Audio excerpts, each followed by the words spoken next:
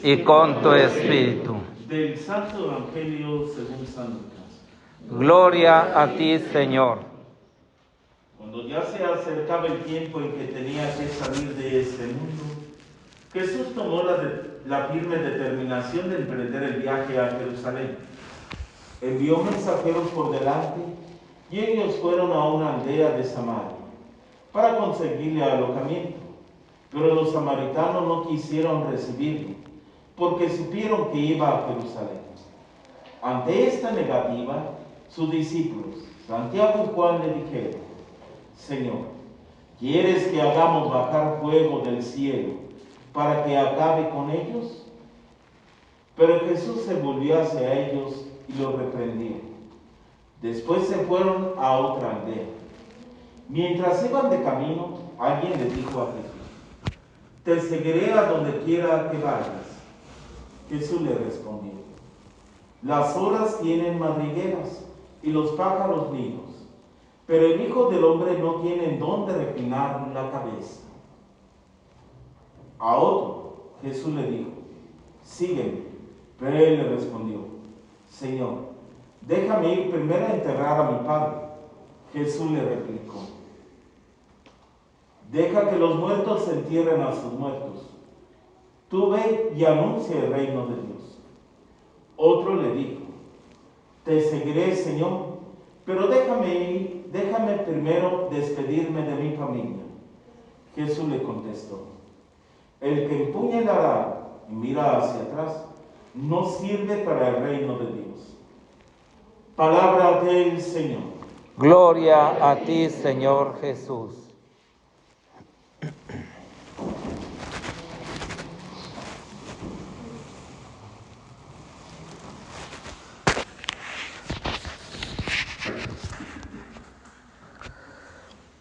Queridos hermanos y hermanas, este domingo la liturgia presenta delante de nosotros el reto de vivir en la libertad de los hijos de Dios.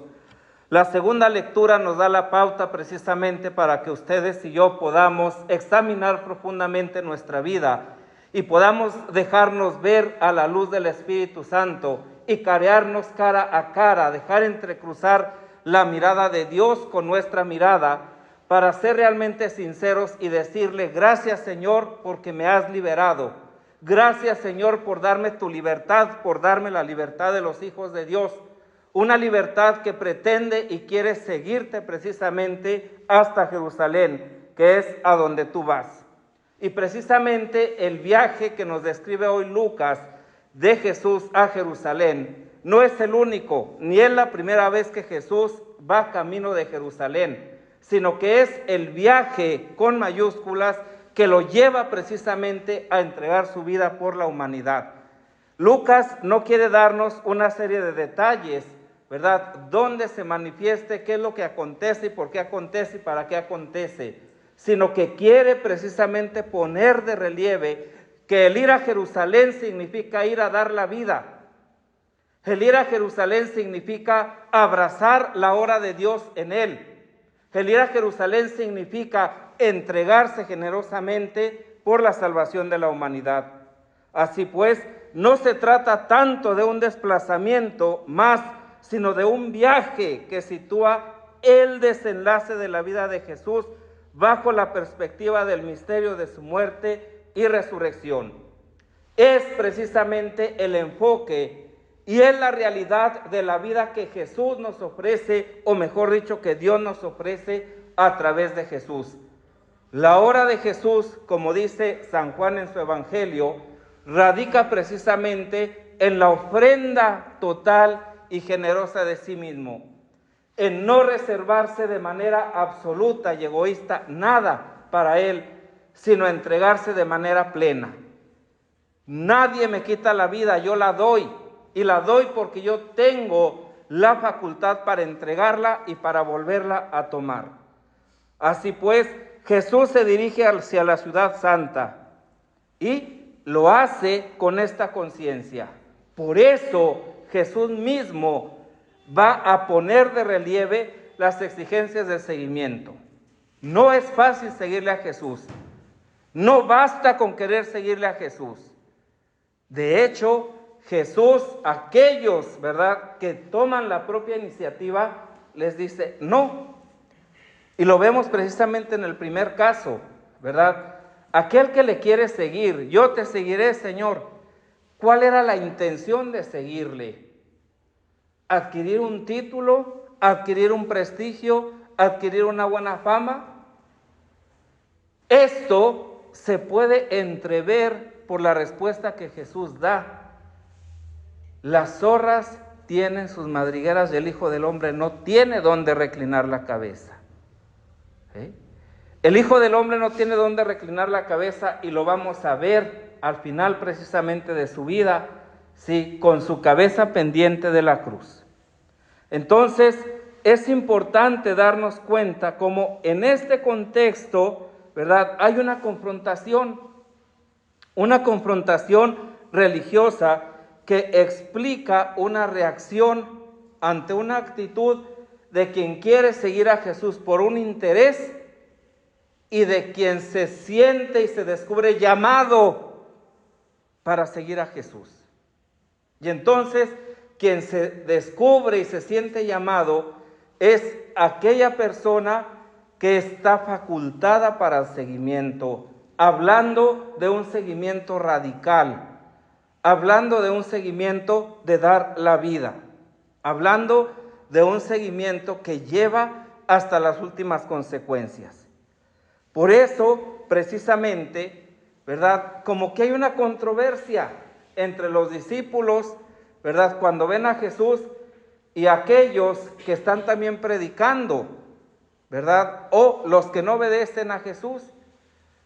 Y Juan, que en principio era el discípulo amado y era la bondad andando, y que al final, ¿verdad?, en su evangelio nos va a hablar del amor de Dios, y que el amor de Dios es verdadero, ¿verdad?, y que el amor de Dios se va a resumir también en el amor al prójimo. Es el que quiere bajar fuego sobre aquellos para que los consuman. Quiere, Señor, que hagamos bajar fuego. Tampoco esa es la actitud de los discípulos verdaderos de Jesús. Si bien es cierto que Juan, sí, y Santiago están en camino de seguimiento, pero hay una controversia. Santiago y Juan tratan de que Jesús provoque un castigo divino contra sus enemigos, como hizo en su tiempo el profeta Elías. No, nosotros no somos nadie, ni para implorar, ni para propiciar, ni para generar un castigo de Dios sobre nadie. No podemos cerrar las puertas del reino a nadie, sino antes bien, precisamente, con nuestra actitud, con nuestra disponibilidad, con nuestra entrega, generar la salvación. Jesús desaprueba los métodos y renuncia a un mesianismo que utilice el poder de Dios para imponerse por la fuerza. Quien quiera seguirle habrá de renunciar a la violencia y a la venganza para asumir su propio estilo de vida. Ayer hablábamos de una dignidad. Ayer hablábamos no de ocupar los últimos lugares, sino de ocupar el lugar en el que nos ponen, el lugar en el que debemos estar y que nos pertenece estar, pero sin generar una violencia destructiva, una venganza mundana. sería terrible que un franciscano, que una franciscana rezara, ¿verdad?, por el sicario que mató a uno de sus hermanos o de sus hermanas. Ojalá y nunca estemos en esa situación. Pero en esa situación el límite es donde nosotros podemos darnos cuenta si de verdad amamos a Dios, si de verdad confiamos en Él y si de verdad amamos a nuestros hermanos y nos amamos unos a otros. Porque cuando no toca esto en nuestra vida es muy fácil discurrir, es muy fácil argumentar y hasta juzgar y condenar. Pero cuando estamos en una situación así, es cuando manifestamos esa libertad de ser hijos de Dios. Y es aquí precisamente en esta actitud donde el viaje a Jerusalén se muestra como una verdadera catequesis itinerante. Con la mirada puesta en su destino, Jesús quiere preparar a sus seguidores para la misión que tendrán que emprender después de la Pascua. De este modo, el camino de Jesús se convierte en un punto de referencia para todo cristiano. Se convierte en un punto de referencia para ti y para mí. Porque el camino de Jesús no es otro que el camino de la cruz.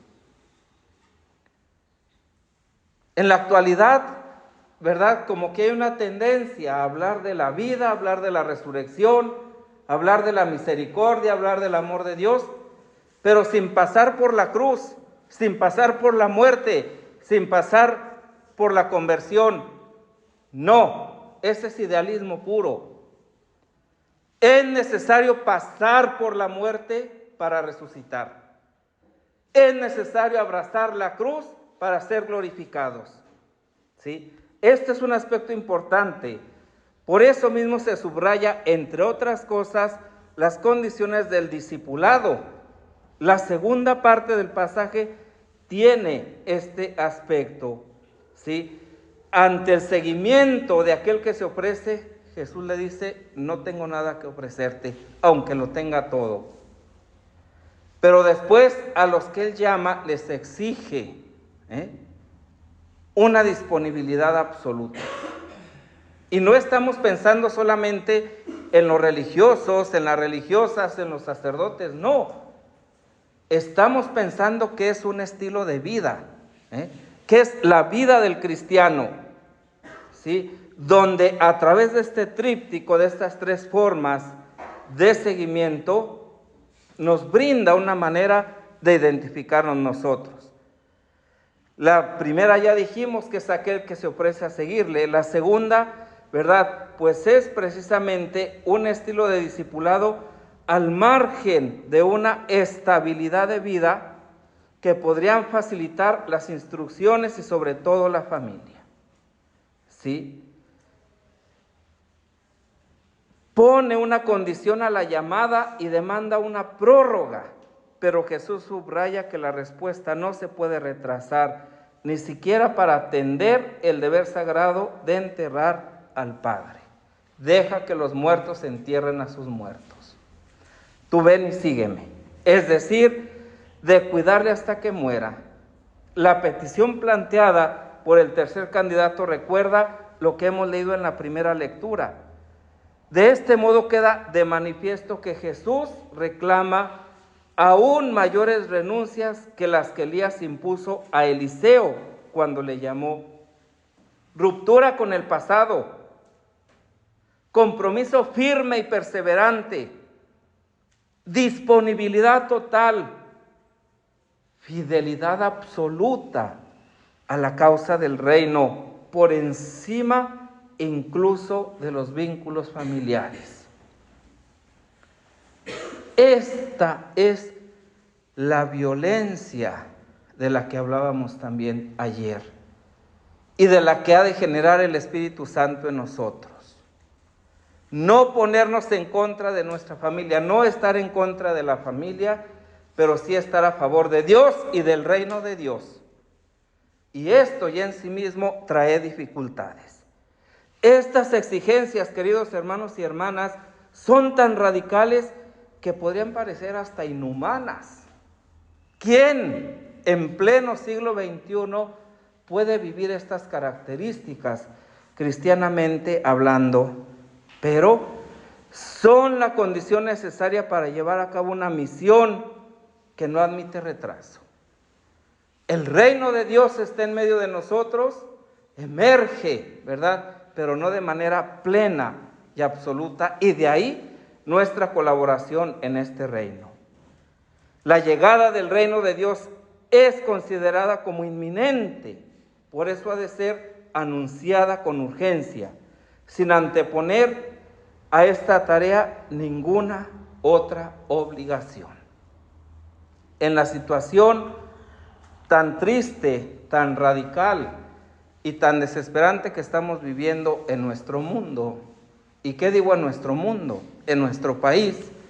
¿Y qué digo en nuestro país? En nuestra comunidad. ¿Y qué digo en nuestra comunidad? En nuestras fraternidades. ¿Cómo nosotros somos testigos del reino? ¿Cómo fomentamos ese paz y bien con el que nosotros nos saludamos?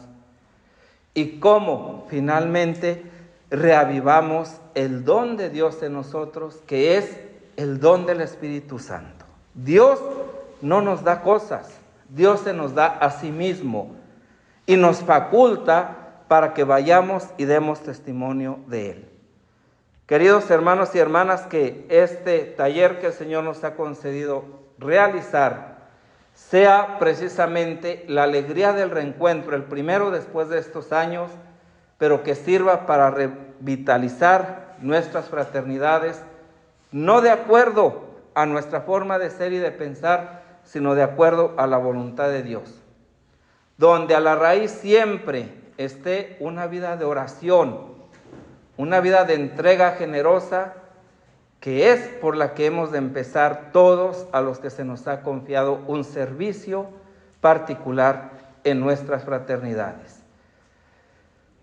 Si un asistente, si un coordinador, si una coordinadora, si un formador, si una formadora, si un promotor vocacional no dobla las rodillas constantemente delante de Jesús, en vano servirán los esfuerzos esquemáticos y de formación que hagamos, porque finalmente es ahí, doblando las rodillas delante de Jesús, donde se prepara la tierra para que la semilla caiga y dé fruto.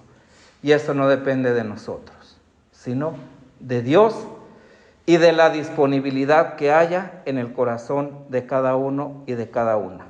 Pidámosle al Señor, por la intercesión de la Santísima Virgen María, que nos conceda la gracia de ser fieles a la vocación que Él nos ha llamado y de seguirle incondicionalmente, de acuerdo a la vocación de cada uno, de cada una.